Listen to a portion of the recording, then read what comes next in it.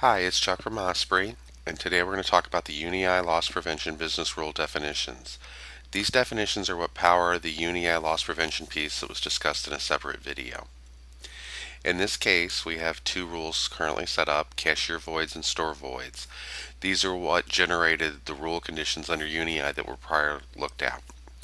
Let's go in and look at these rules for our options.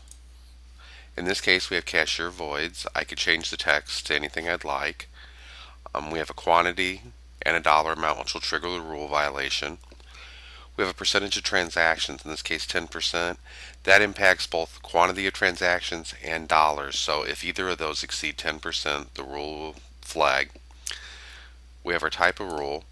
We have various options such as returns, voids, current and post-sale cancels, etc.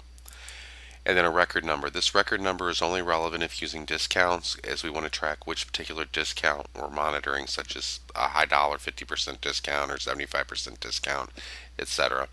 And then whether or not the rule is a cashier or store rule.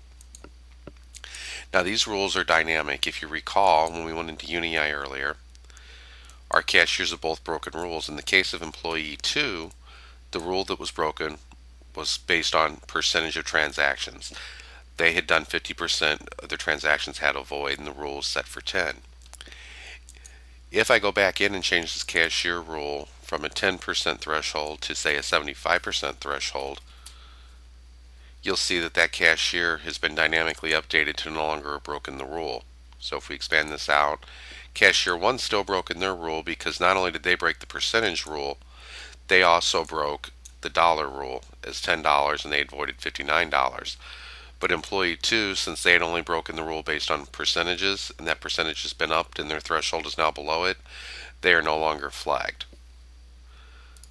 So that is an overview of how to deal with the UniEye business rule definitions in Osprey Point of Sale and Osprey Host.